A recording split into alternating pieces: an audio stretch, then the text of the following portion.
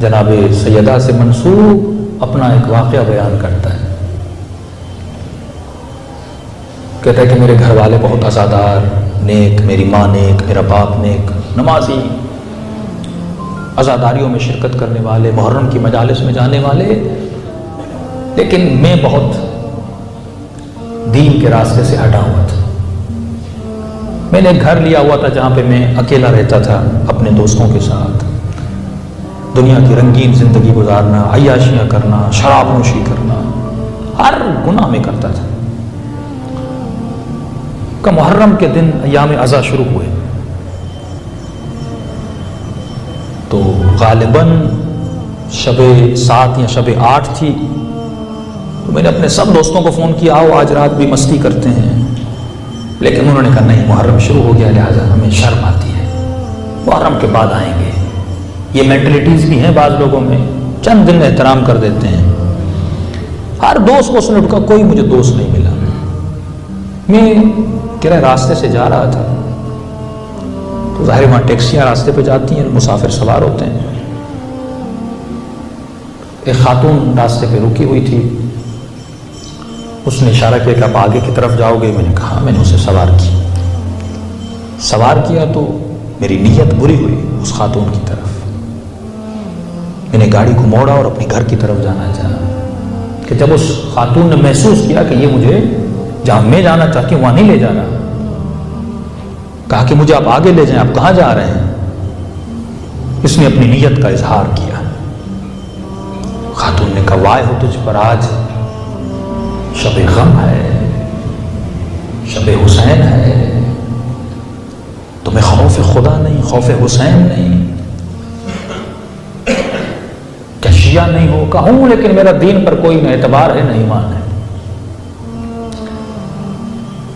کہ اس کا پورا وجود کانپ رہا تھا. اس نے کہا تم کسی اور کو نہیں مانتے لیکن سیدہ زہرا کو تو مانتے ہو گے نا. میں نے کہا کون ہے زہرا؟ کہ بدبخت زوجہ علی مادر حسنین. کہا تو کیا؟ کہا میں سید زادی ہوں، اسی بیوی کی بیٹی ہوں. تم نے پوری زندگی گناہ کی ہوں گے، آج میری ماں کے صدقے مجھے چھوڑ دیں. کہتے پتہ نہیں میرے دل میں ایسا کیا ہوا، جب سیدہ زہرا کا میں نے نام سنا تو وجود میں جیسے دل نرم ہو جاتا ہے انسان کا، میرا دل نرم ہوا. میں نے گاڑی موڑی اور اسے جہاں اترنا تھا، ایک امام بارگاہ تھا، میں نے وہاں اس کو اتارا. گاڑی موڑ کے میں اپنے امام بارگاہ جہاں اس کو اتارا وہیں نزدیک میں میرے ماں باپ کا گھر تھا، کیونکہ یہ الگ رہتا تھا. کہ گھر گیا، گھر میں کوئی نہیں تھا، باپ ماں سارے چلے گئے تھے امام حسین کی مجلس سننے. اتنے میں اپنے گھر کے ہال میں بیٹھا تھا. میں نے ٹی وی کھولا. جیسے ٹی وی کھولا تو لائیو ٹی وی میں کربلا کا منظر دکھایا جا رہا تھا. کہتا وہ منظر نظر بھی آ رہا تھا اور کوئی شخص مسائل پڑھ بھی رہا تھا. کبھی لائیو کربلا کا منظر، کبھی جنت البقیع کے مناظر دکھائے جاتے تھے. کہ اس نے مسائل پڑھے جناب سیدہ کے. میں نے سنے تو اچانک میں نے رونا شروع کر دیا. کہتا زندگی میں اتنا نہیں رویا تھا جتنا اس رات میں رویا. اور جب بین الحرمین کو دیکھ رہا تھا تو اس میں ایک شخص نے واقعہ بیان کیا کہ اگر کوئی اپنے ماں باپ سے بہترامی کرے اس کی یہ سزا ہوتی ہے. کہتا میرے چھوٹے سے چھوٹا گناہ یہ تھا کہ میں نے اپنی ماں پہ بھی ہاتھ اٹھایا تھا، میں نے اپنے باپ پہ بھی ہاتھ اٹھایا تھا. اس مصیبت کربلا نے مجھے بدل دیا، اور ایسا بدلا کہ میں زار و خطا رونے لگا. روتے روتے میں نے اپنے ہر گناہ کی معافی مانگی امام حسین سے، شہداء کربلا سے. عجیب سا انقلاب تھا میرے دل میں. تو فرمایا اہل بیت کبھی کبھی ان دلوں میں چھوٹی سی چنگاری جلا دیتے ہیں اور اس چنگاری سے یہ پورا وجود تلاطم میں بدل جاتا ہے. اب بہت رویا، بہت رویا، بہت رویا. پوری رات روتا رہا، میرا وجود کانپ رہا تھا روتے روتے کہ میں نے کتنے بڑے گناہ کیے ہیں. کہ اتنے میں صبح کا وقت قریب تھا، میری ماں گھر آئی. تعجب سے دیکھا کہ بیٹا گھر میں ہے. رو رو کے آنکھیں میری لال ہو چکی ہیں. اس کا نام رضا تھا. اور ماں روتے ہوئے کہتی ہے کہ میرے لال میرے قریب آ, تجھ سے مجھے حسین کی خوشبو آ رہی ہے. تو بہت بدلا بدلا لگ رہا ہے, تو ویسا نہیں جیسا میں نے تجھے پہلے دیکھا تھا.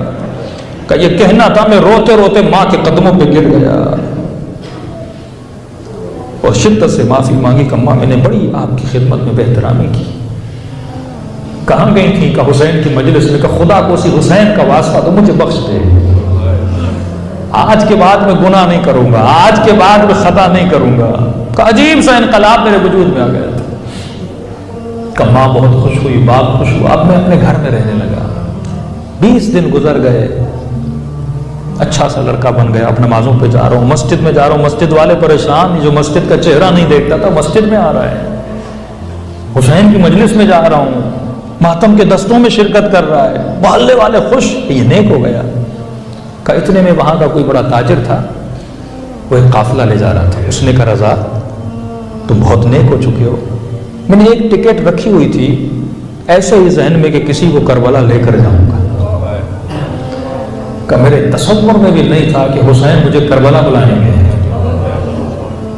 کا سفر کربلا ہوا, کربلا گیا, آقا حسین کی زیارت کی, شکر حسین کیا, شکر خدا کیا. اے خدا, ایک میری نیکی نے مجھے کربلا پہنچا دیا, ایک میرے ادب نے, احترام نے سیدہ کی مجھے کہاں سے اٹھا کے کہاں پہ لا کر کھڑا کر دیا ہے.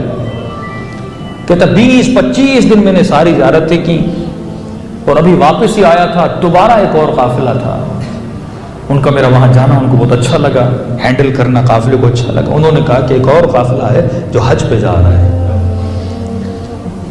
میں نے پھر رونا شروع کیا. میں نے کہا حسین کتنے احسان کرو گے, کربلا بھی بلا لیا, نجف بھی بلا لیا, پھر حج پہ بلایا. کہ میں نے طواف خانہ خدا کیا, جب مدینے گیا اور جنت البقیع پہنچا.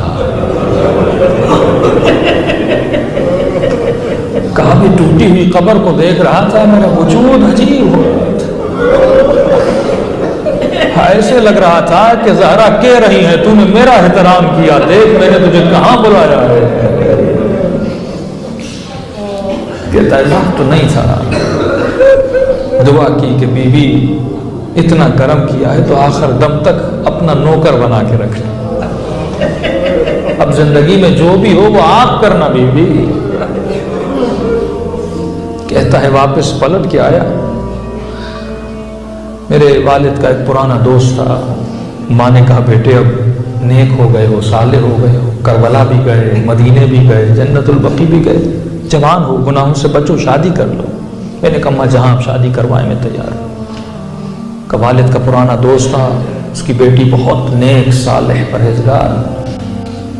اس کے بعد نے مجھے ایک دن بلایا کہ رضا اب تو بدل گیا ہے, میں چاہتا ہوں اپنی بیٹی کا رشتہ تمہیں دوں, لیکن مجھے شرمندہ نہ کرنا, میں نے تم پہ اعتبار کیا ہے.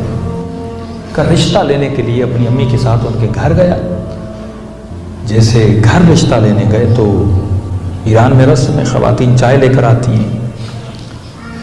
کہا وہ خاتون جس کا رشتہ لینے گیا تھا وہ چائے کا ٹریل لے کر آئی.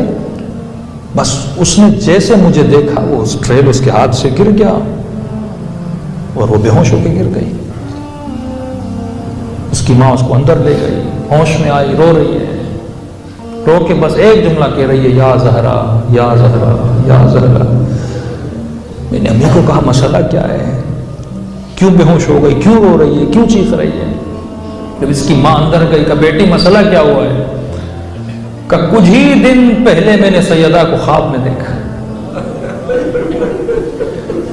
بی بی نے اسی جوان کا فوٹو مجھے دکھایا اور مجھے کہا میری بیٹی یہ بدل گیا ہے, زہرا کی خاطر اسے نہ کہنا.